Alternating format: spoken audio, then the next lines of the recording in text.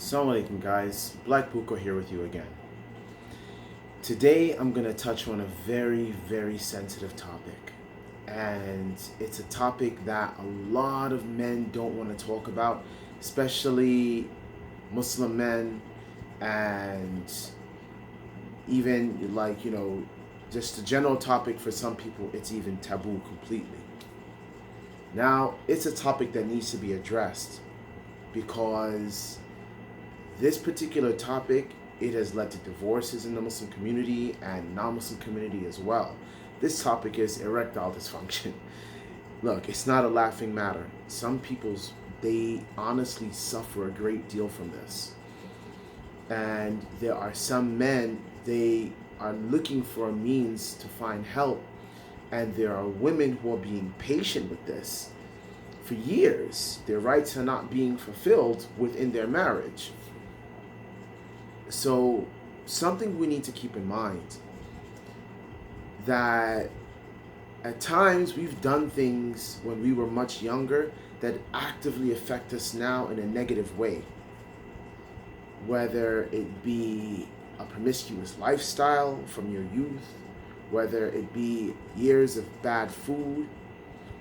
I'm going to make a series that delves into this quite a bit. And first and foremost, we need to understand that this particular issue, that unfortunately I hear about it from multiple people. People confide in me. They tell me, I'm having a problem. And I mean like young people, like in their early 30s and late 20s, they're having an issue.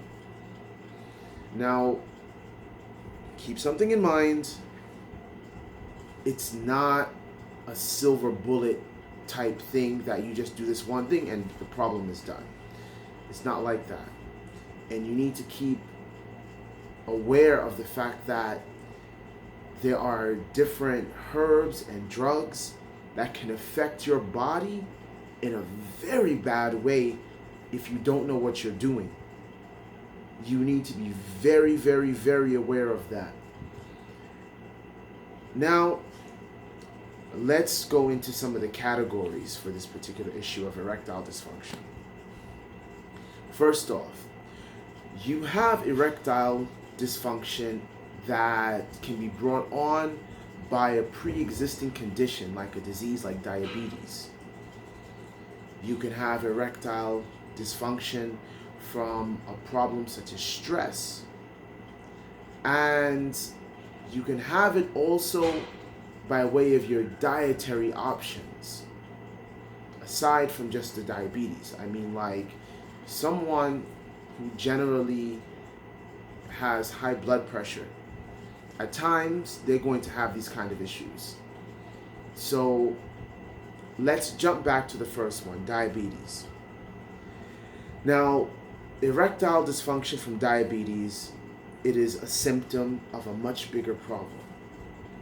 The sugar has built up in the body. The glucose is very high in the blood. The blood cannot flow into the genital area properly.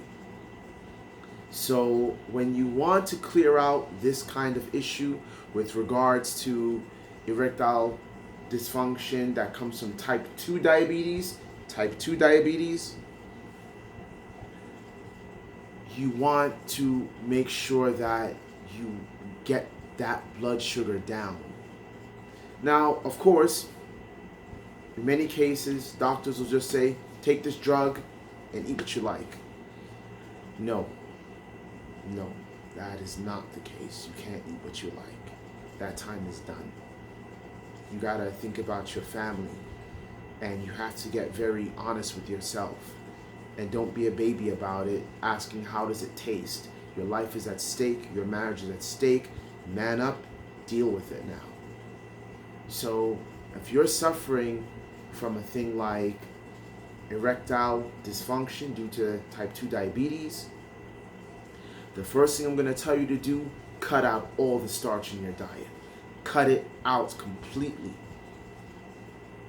The second thing I'm going to tell you to do is you need to start increasing your greens. What kind of greens?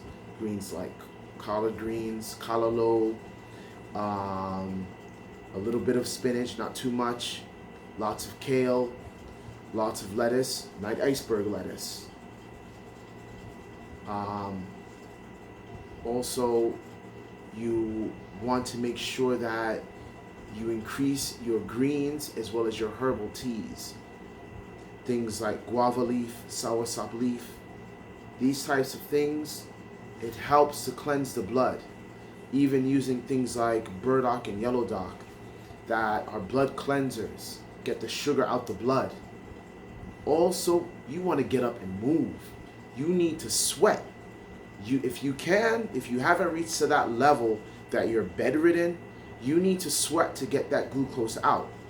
Whether you need to go to a sauna or you need to just go for some long walks, you need to sweat. Don't let it get to the point where your weight increases so much that you can't even move, or you need oxygen just to take 10 feet. Don't let it get that far.